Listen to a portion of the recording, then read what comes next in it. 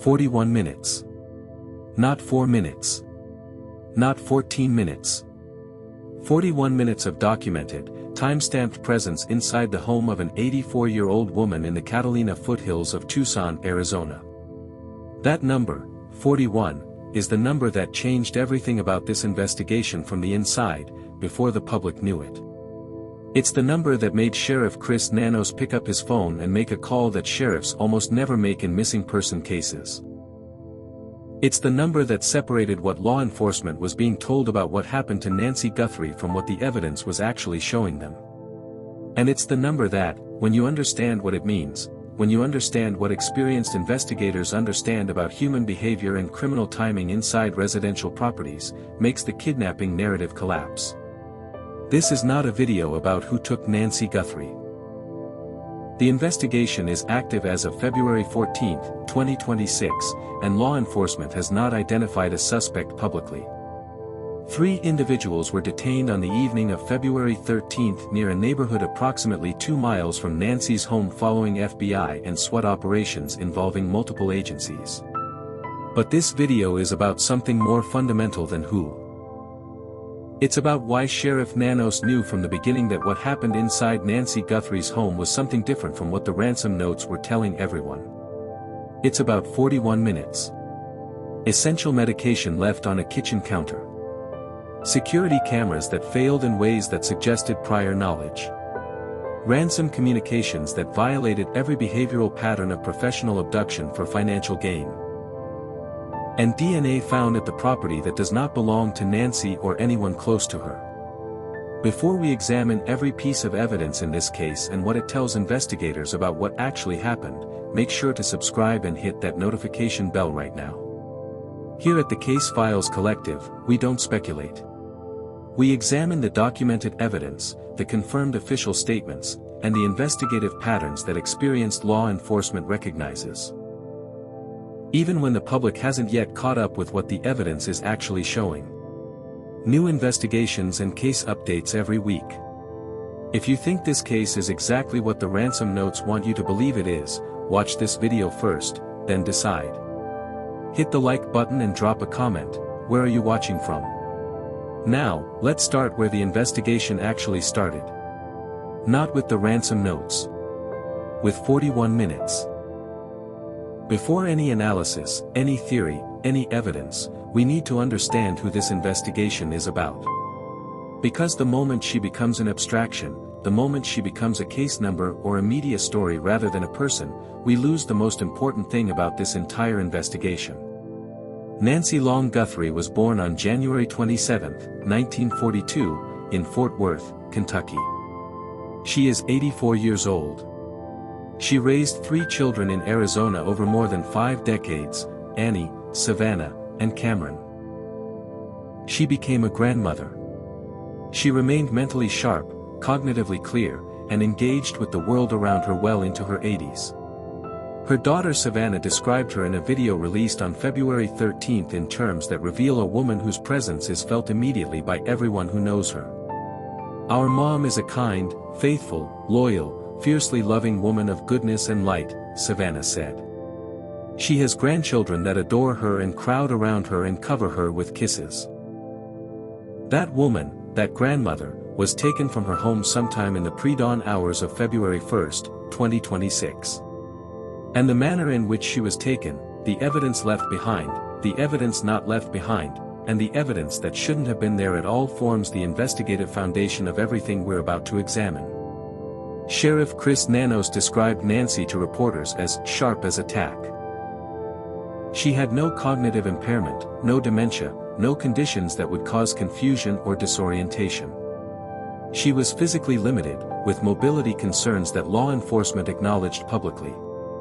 And she required daily medication for serious health conditions, including a pacemaker. But her mind was clear. She knew exactly what was happening the night someone entered her home. That clarity matters to everything that follows, because what happened to Nancy Guthrie was not the random targeting of a vulnerable elderly woman by criminals who happened upon an opportunity. What happened required detailed knowledge. Specific knowledge. The kind of knowledge that comes from proximity, not distance. Nancy lived independently in her home in the Catalina foothills of Tucson. She maintained her routines. She stayed connected with her family. She managed her health with the discipline that 84 years of life teaches you. She was someone's mother. Someone's grandmother. Someone who mattered deeply to the people who loved her. And on February 1st, 2026, someone who knew far too much about her life walked into her home and changed everything. February 1st, 2026. Pre-dawn hours. Tucson, Arizona. Nancy Guthrie vanished from her home in the Catalina foothills, one of the most established and quiet residential areas in the region. The kind of neighborhood where people know their neighbors, where unusual activity gets noticed, where an 84-year-old woman should have been safe. But she wasn't. When family members realized Nancy was missing, law enforcement responded immediately. This wasn't treated as a standard missing person case from the start, and there's a reason for that. The circumstances were wrong from the very beginning. Sheriff Chris Nanos didn't delegate this case to a detective and wait for updates. He arrived at the scene himself. He walked through Nancy's home. He reviewed what investigators were finding. And within hours, he made a decision that would set the entire trajectory of this investigation. But before we get to that decision, you need to understand the timing of Nancy's disappearance, because timing, as you'll see, is everything in this case. The exact weekend Nancy disappeared, her daughter Savannah Guthrie, co-anchor of NBC's Today Show, was scheduled to travel internationally for the network's coverage of the 2026 Winter Olympics. This wasn't a last-minute assignment. Olympic coverage assignments are determined weeks, sometimes months in advance through complex network planning that involves production teams, travel arrangements, broadcasting logistics, and international credential processes. Savannah's assignment would have been known to her professional circle, her social contacts, and by extension, anyone within the extended network of people who interacted with the Guthrie family in personal or professional capacities. Think about what that timing means. Nancy would potentially be alone for extended periods. Immediate family response to any emergency would be complicated by Savannah being internationally located and involved in a major live broadcast commitment. The primary family member most likely to mobilize quickly and decisively in a crisis situation would be physically distant and professionally occupied. The precision of this timing, landing on the exact weekend of Savannah's scheduled departure, is difficult to attribute to coincidence. Coincidences in criminal cases exist, but coincidences that align perfectly with the specific vulnerability windows created by private scheduling decisions of close family members deserve scrutiny. This coordination suggests access to information about family schedules, professional obligations, and personal commitments that extends well beyond what public media coverage would provide. Savannah's Olympic assignment may have been known publicly, but the specific weekend of departure, the specific window of maximum vulnerability, the specific period when her ability to respond quickly would be most compromised, that level of detail is not public information. It's the kind of information that circulates within the social, professional, and service circles that intersect with a family's daily life. Contractors who worked on the home. Service providers who made regular visits. Social contacts who were present frequently enough to hear pieces of family planning through casual conversation. Law enforcement began their neighborhood canvass immediately. They started reviewing security footage from surrounding properties. They began building the timeline. And that's when the first piece of truly disturbing evidence emerged. The number that would change everything, 41 minutes. What time is it where you are right now? Let me know in the comments. The number is in the digital record. 41 minutes of documented presence inside Nancy Guthrie's home, established through digital timestamps and electronic evidence reviewed during the investigation. To understand why that number matters, you need to understand what experienced law enforcement knows about criminal behavior during residential intrusions. Not what criminals say about it afterward, what the behavioral record of thousands of cases actually shows. Time is the absolute enemy of criminal success inside a residence.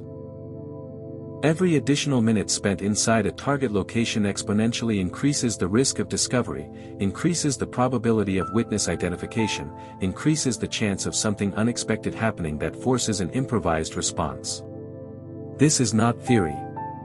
This is documented behavioral reality that former homicide detective Ted Williams described in public media appearances with the authority of decades investigating violent crime. Professional criminals understand it intuitively. They build their operations around minimizing time inside target locations. Professional burglars operate with what specialists describe as militaristic precision: entry, target acquisition, exit. The documented average operational duration for experienced property criminals is approximately 5 minutes. That's the benchmark established by behavioral research across thousands of residential crimes. 5 minutes, in, target secured or acquired, out. 10 minutes suggests either inexperience or prior knowledge of a high-value specific target that justifies extended search. 15 minutes indicates serious risk tolerance or desperation that experienced criminals avoid. 20 minutes inside a residence begins to approach the behavioral territory associated with something beyond property crime. Something personal. Something that requires time because the objective itself demands it. 30 minutes suggests a comfort level that comes only from one of two sources: detailed advanced knowledge of the location and its patterns, or complete disregard for consequences that comes from a specific type of psychological profile. 41 minutes is something categorically different. 41 minutes of confident, documented presence represents operational familiarity that strangers cannot possess through brief observation or casual surveillance. It represents comfort with the interior layout. Comfort with the security systems, or the absence of functioning security systems. Comfort with the routines and patterns of whoever lives there. The kind of comfort that comes from insider knowledge or extensive, dedicated prior surveillance of the kind that professional criminal operations invest in only when the target justifies substantial resource commitment. Former homicide detective Williams stated this conclusion directly in media appearances. 41 minutes inside a residence indicates that the individuals involved possessed detailed knowledge of the property. They understood its layout.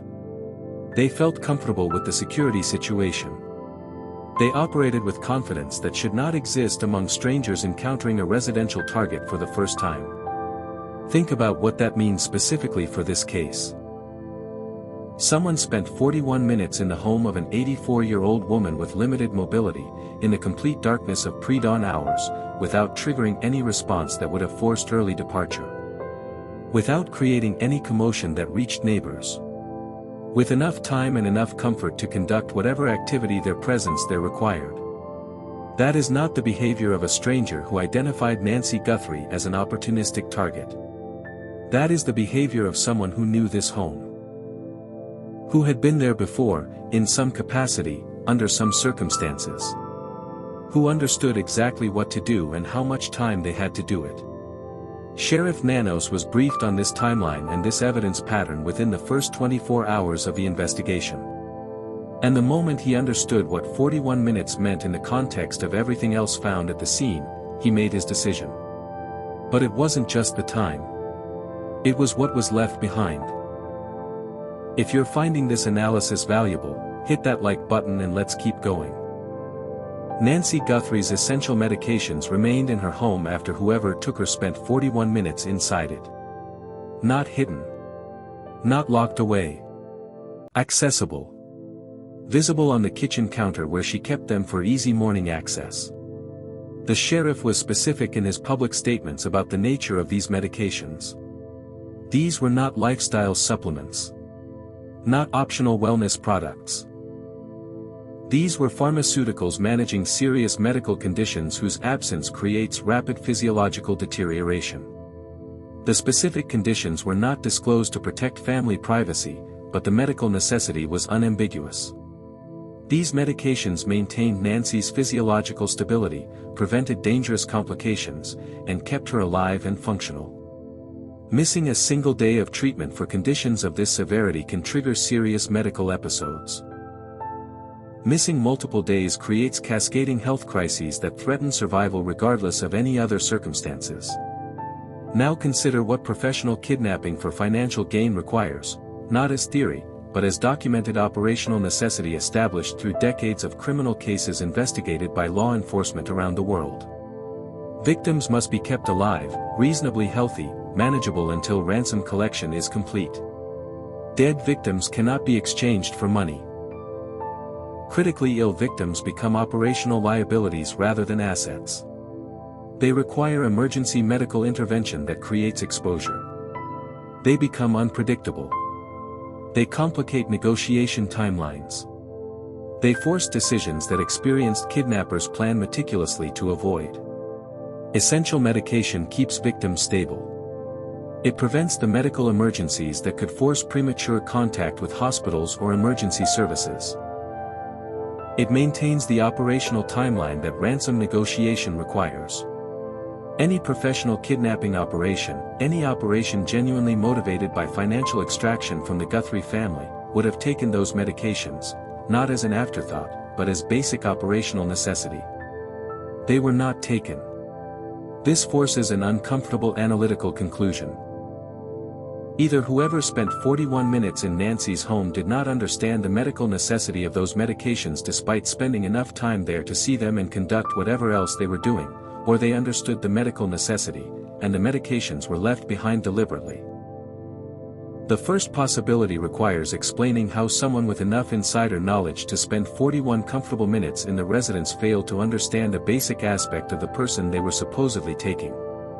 The second possibility points towards something that investigators consider extremely carefully, an operation that did not include keeping Nancy alive long enough for ransom collection to be relevant. Nancy Guthrie's residence was equipped with what the investigative record describes as a professional-grade security installation. Multiple cameras positioned to provide comprehensive coverage of key areas around the property perimeter. A Google Nest doorbell camera on the front porch. Additional cameras at interior locations.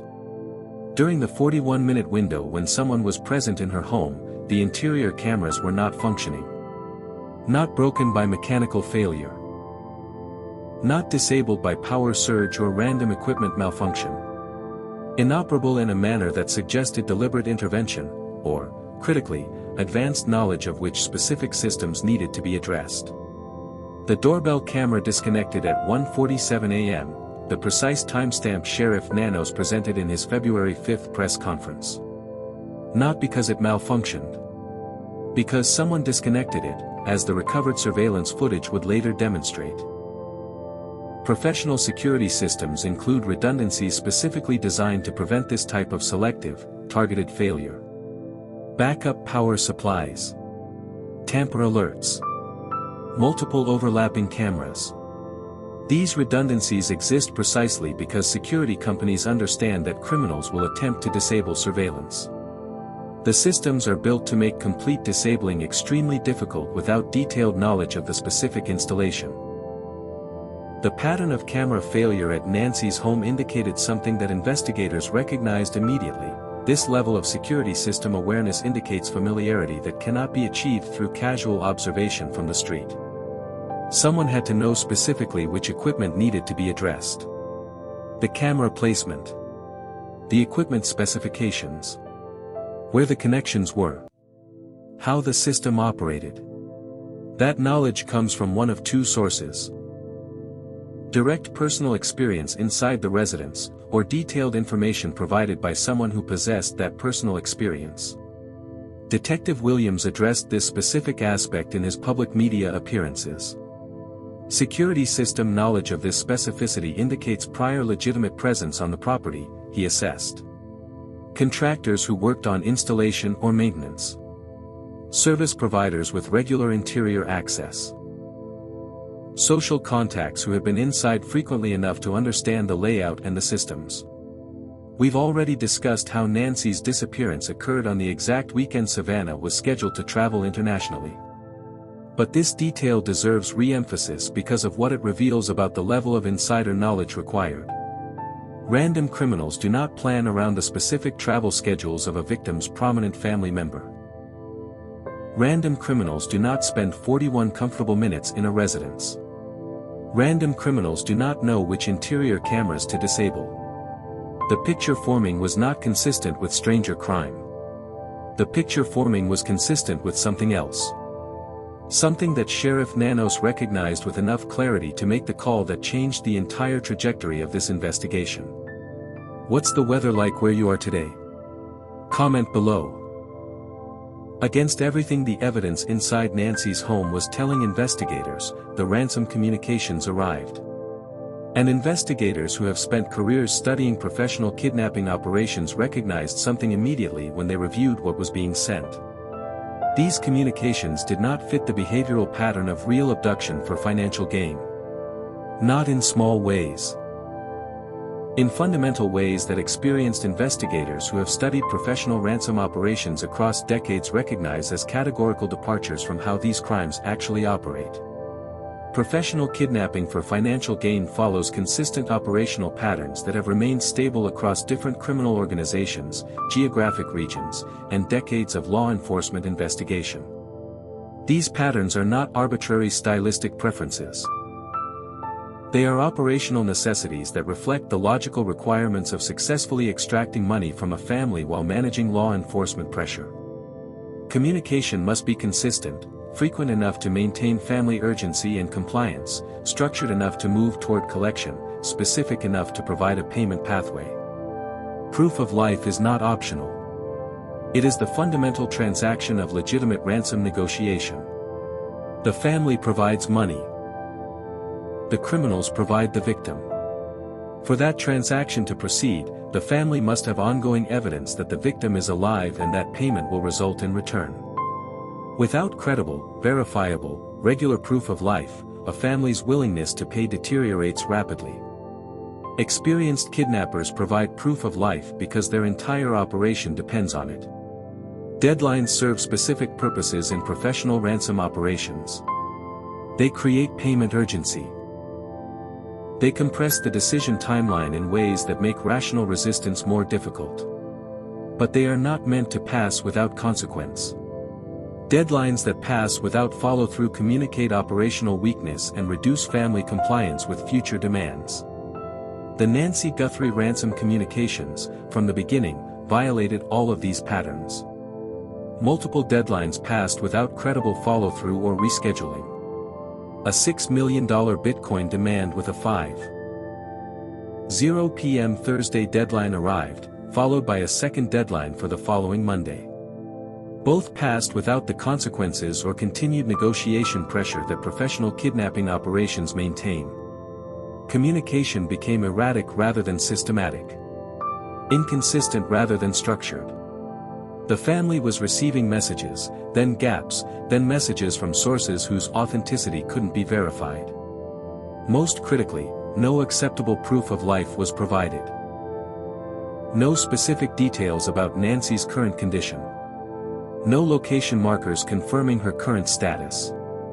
No personal information that only Nancy could provide that would demonstrate ongoing direct access to her. FBI Special Agent in charge of the Phoenix office, Heath Jane, addressed the ransom question in public statements. Whether to pay any ransom, he said, is ultimately the family's decision according to the FBI's advisory position on the matter. But the absence of verifiable proof of life left the family and investigators without the fundamental evidence that legitimate ransom negotiations produce. Former FBI Special Agent Catherine Schweit, who investigated a strikingly comparable case in rural Wisconsin in 2003, made this point directly in her interview with NBC News. In the Wisconsin case, an 88-year-old grandmother was abducted by her granddaughter's boyfriend for ransom. The criminal communicated aggressively and consistently from the beginning because successful financial extraction was genuinely the goal. If you were going to abduct somebody for cash, why wouldn't you aggressively try to get the cash by communicating with the family right from the start so you could get your money and return the victim? Schweit said. The question answers itself. The absence of consistent, aggressive, proof-of-life-backed communication in the Nancy Guthrie case tells investigators something about whether financial extraction is actually the operational objective. Then Derek Kalila happened.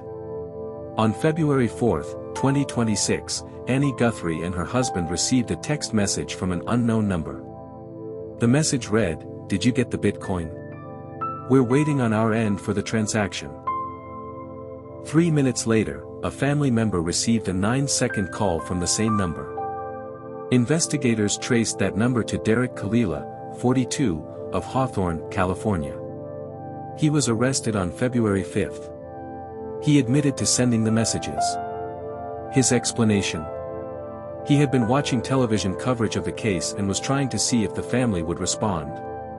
He got the family member's contact information from a cyber website. Kalila's arrest on federal charges, including transmitting a demand for ransom in interstate commerce and using telecommunications to harass with anonymous intent, served multiple investigative purposes simultaneously. It removed a fraudulent communication from the investigative landscape. It demonstrated the speed and effectiveness with which investigators can trace digital communications when they choose to pursue them.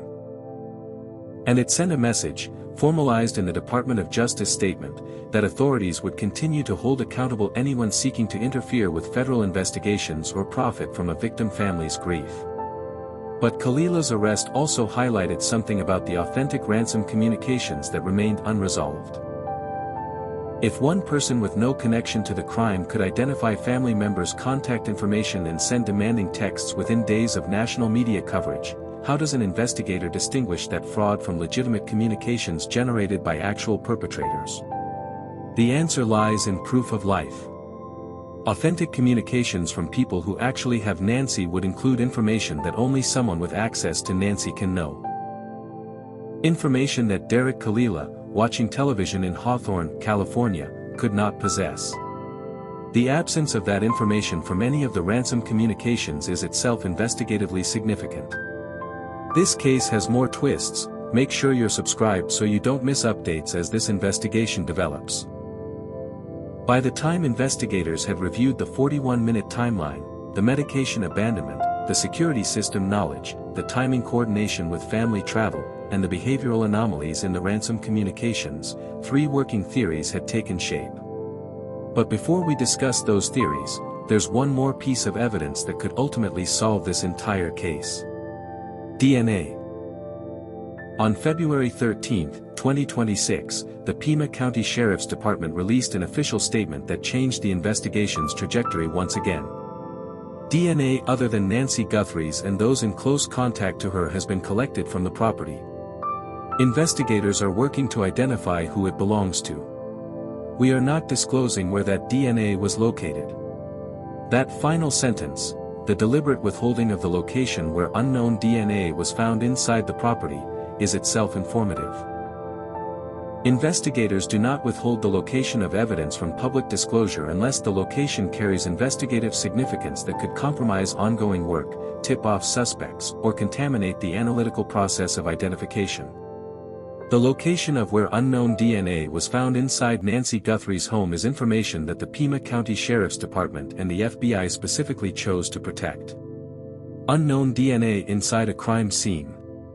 From someone not Nancy. Not among those with legitimate regular access to the property. Collected and submitted for identification. This is the category of evidence that, when it returns a match through the FBI's combined DNA index system, can transform an investigation from theory to certainty in the span of a laboratory result. The decision to involve homicide investigators from the beginning ensured that all DNA evidence was collected with the chain of custody standards that criminal prosecution requires. Nothing was contaminated. Nothing was mishandled. Every sample was documented according to protocols designed to survive rigorous legal challenge. When this case reaches the courtroom, and it's clearly being built toward one, the DNA evidence will be unassailable. But DNA identification isn't just about matching against existing databases. Modern forensic science has evolved dramatically in recent years. Forensic genealogy. The same technology that identified the Golden State Killer, that solved the Idaho student murders, that has cracked dozens of cold cases, can now work backward through generations of family history to identify a specific person from their biological relatives. Even if the DNA profile doesn't match anyone in law enforcement databases, it can still lead investigators to the person who left it behind. The technology exists. The capability exists. The sample apparently exists. The question is what it will reveal when the analysis is complete. Sheriff Nanos made the decision to call in homicide detectives within the first 24 hours of this investigation. That decision wasn't made lightly. It wasn't made on a hunch. It was made because the evidence he reviewed, the 41 minutes, the medications, the security knowledge, the timing, was pointing in a direction that required the highest level of forensic standards. And now that DNA evidence, collected according to those standards, is being analyzed by some of the most sophisticated forensic laboratories in the country. When it returns a result, everything could change overnight. On the evening of February 13, 2026, the investigation took a significant visible turn. Fox News, citing a local law enforcement source, reported that 3 individuals were detained in connection with the Nancy Guthrie investigation.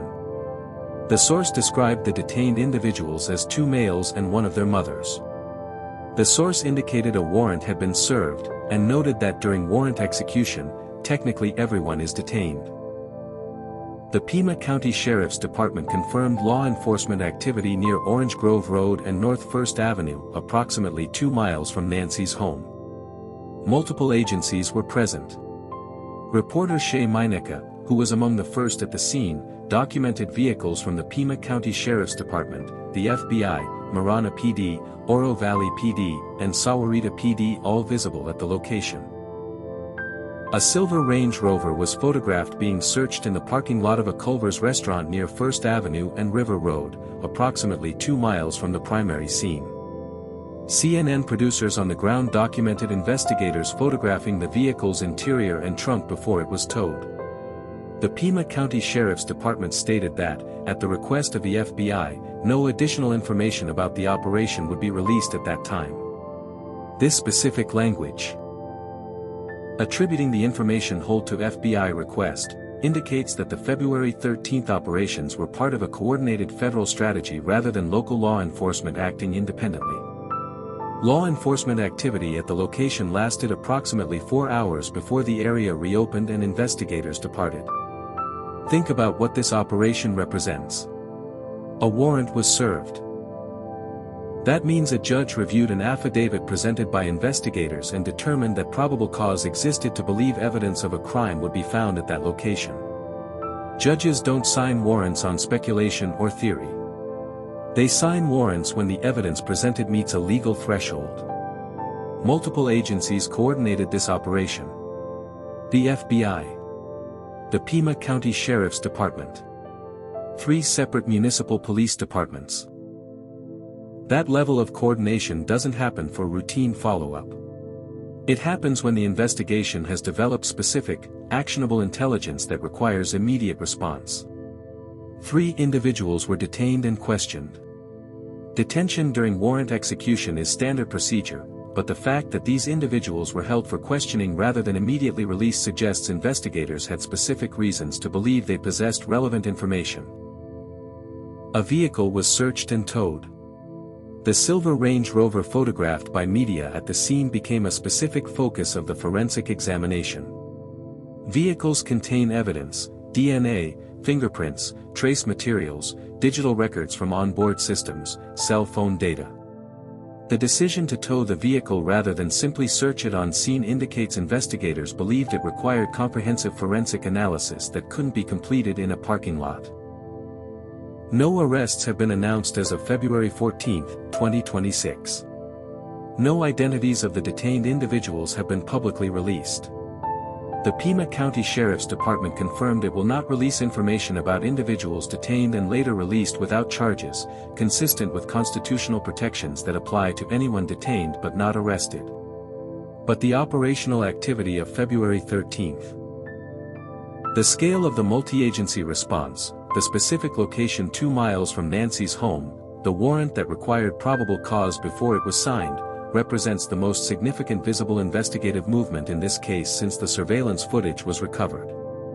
The investigators who reviewed the evidence we've been discussing, the 41 minutes, the medications, the security system, the timing, the ransom communications, the unknown DNA.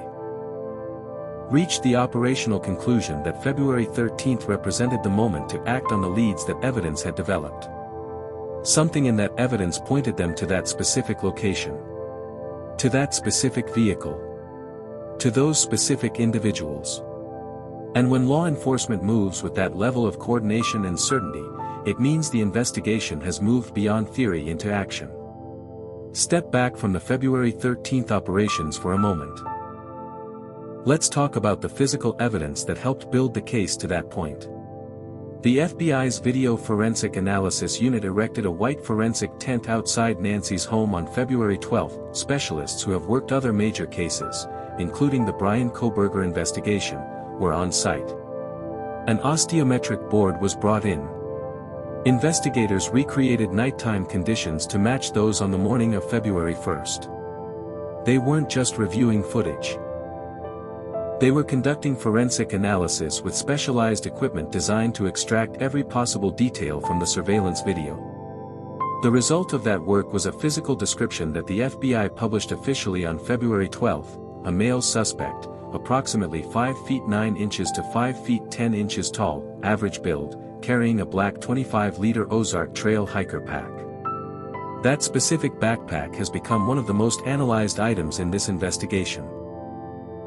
Former FBI Executive Assistant Director Joshua Skule analyzed the methodology for CNN and described the height determination as extremely accurate. This is not an estimate. It's a forensic measurement derived from specialized analysis conducted at the actual location by a specialized unit with calibrated instruments. The backpack, the Ozark Trail hiker pack, confirmed as black and 25 liters by the FBI's official description, is exclusively sold through Walmart. Every backpack sold at Walmart creates a potential transaction record. Credit card purchases, loyalty account data, in-store security footage.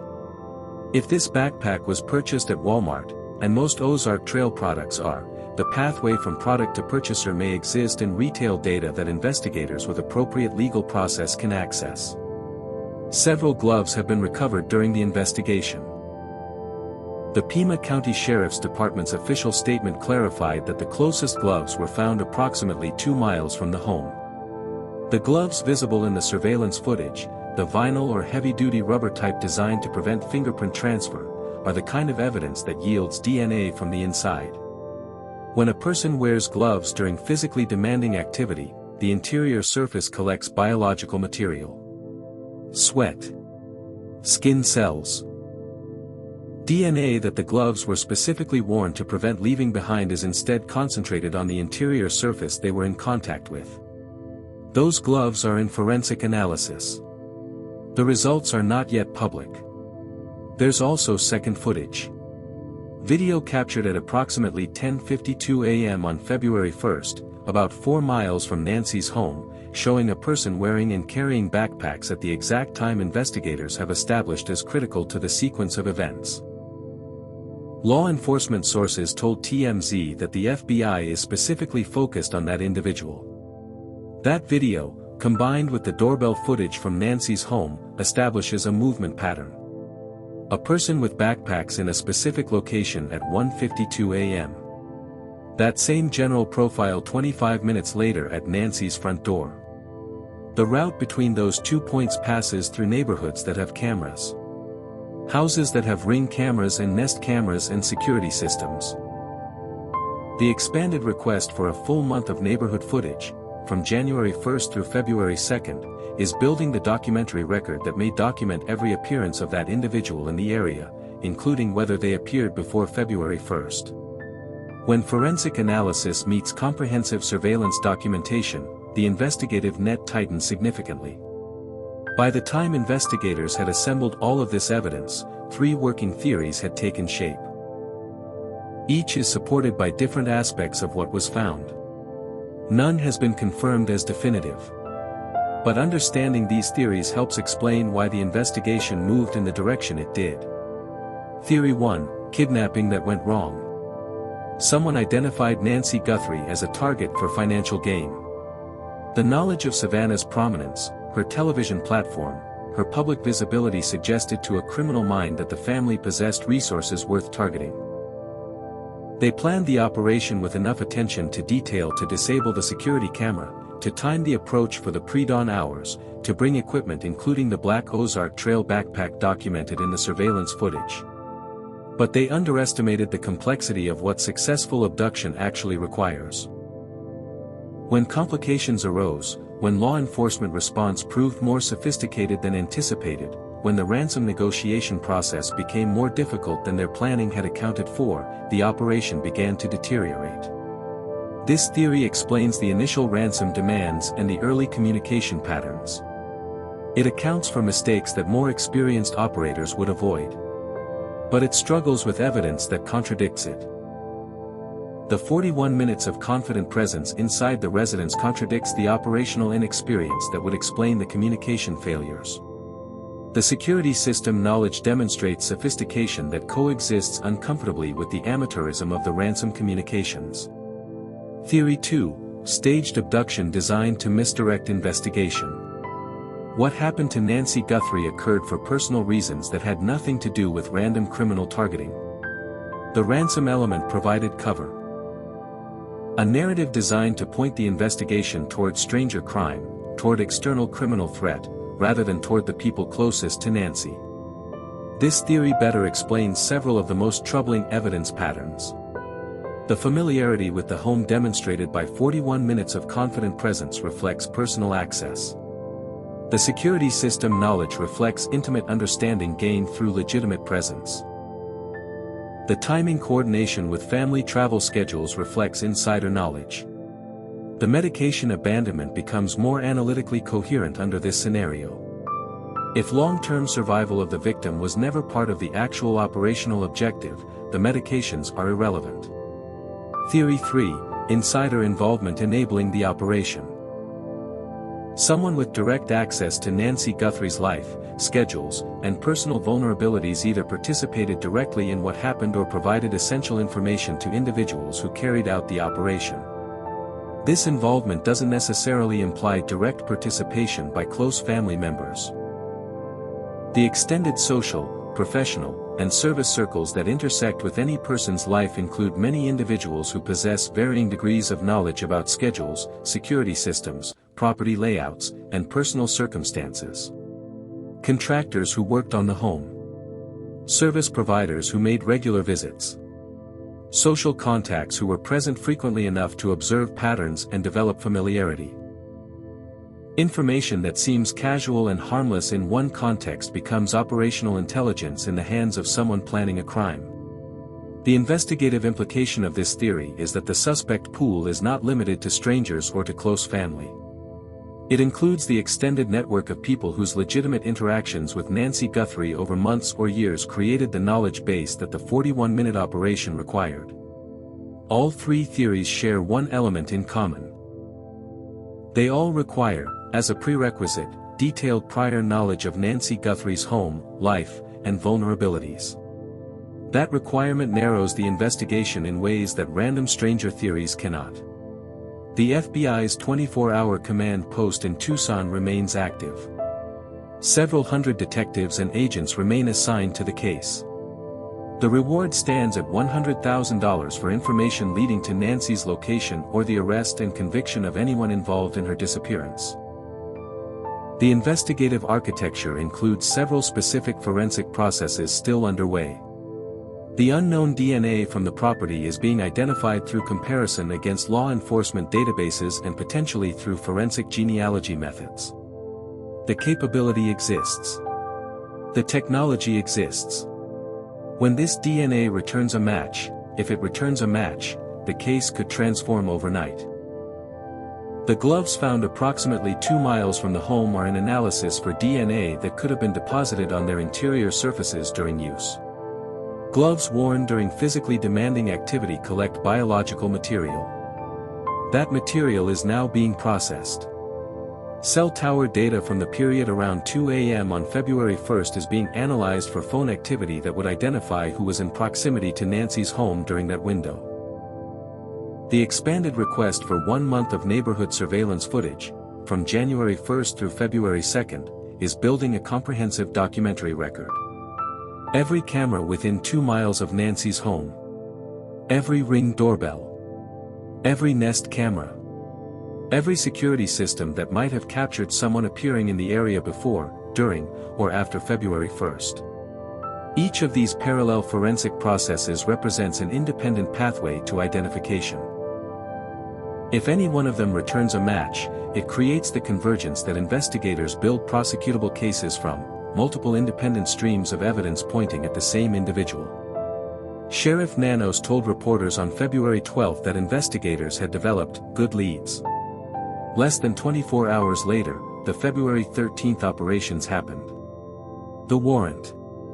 The detentions. The vehicle search and seizure. That timing is not coincidental. When law enforcement moves from good leads to coordinated multi-agency warrant execution in less than 24 hours, it means something specific happened in the investigative process. A piece of evidence aligned. A forensic result came back. A tip was verified. Something concrete enough to take to a judge and establish probable cause. The investigation is no longer theoretical. It's no longer building foundation. It's actively pursuing specific individuals based on specific evidence that has met the legal threshold for action. Over 18,000 tips have been processed.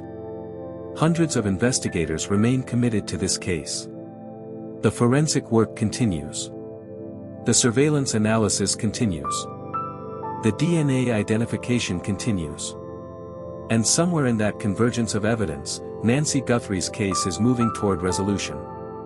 Nancy Long Guthrie was born on January 27, 1942. She raised a family. She built a life in Arizona over 5 decades. She attended game nights and kept Sunday church appointments by video. She was someone her daughter described as a woman of goodness and light, with grandchildren who cover her with kisses. Someone who knew her home, her schedule, and her vulnerabilities took her from that home in the pre-dawn hours of February 1st. Someone who spent 41 minutes inside that home with a confidence that strangers simply cannot possess. Someone who knew which cameras to disable. Someone who knew the window of vulnerability created by family travel. Someone who left behind the medications that only matter if you intend the victim to survive long enough for them to be relevant. Sheriff Chris Nanos knew from the beginning that something was not right. The evidence pointed in a direction that the ransom notes were trying to obscure. And he made the decision, the critical, foundational decision. To build this case from day one with homicide prosecution standards. That decision meant every piece of evidence was collected with chain of custody documentation that will survive courtroom scrutiny. It meant the DNA was handled properly. The surveillance footage was preserved properly. The digital timestamps were documented properly. Everything was built to withstand the most rigorous legal challenge. Because when this case reaches prosecution, and the architecture of this investigation makes clear it's being built toward exactly that, the evidence will be unassailable. The unknown DNA from the property. The surveillance footage showing movement patterns. The gloves that may contain biological material. The cell tower data. The comprehensive neighborhood surveillance documentation. The forensic analysis of the vehicle seized on February 13. All of it converging. All of it pointing. All of it building toward the moment when forensic science and investigative work produce the identification that transforms this case from active investigation to criminal prosecution. After 14 days, Nancy Guthrie deserves to come home. Her family deserves answers. The evidence deserves to produce justice. The 41 minutes that Sheriff Nanos recognized as the key to this entire case from the very beginning are now part of a comprehensive evidentiary record that includes DNA, surveillance documentation, forensic analysis, and coordinated multi-agency operations that demonstrate how seriously law enforcement is taking every aspect of this investigation. This case was presented with complete respect for Nancy Guthrie and her family. Every detail here is grounded in official law enforcement statements, court documents, and verified reporting from national news organizations. The theories presented are working frameworks that investigators use to analyze evidence patterns, not conclusions about any specific individual's guilt. The investigation continues. The forensic work continues. The pursuit of justice for Nancy Guthrie continues.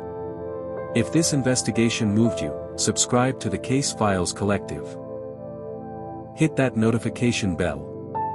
We'll continue tracking this case as forensic results come in and as the investigation moves toward the resolution the evidence is clearly building toward. Drop a comment. Do you believe the ransom demands in this case were real, and why? Thanks for watching. Justice for Nancy.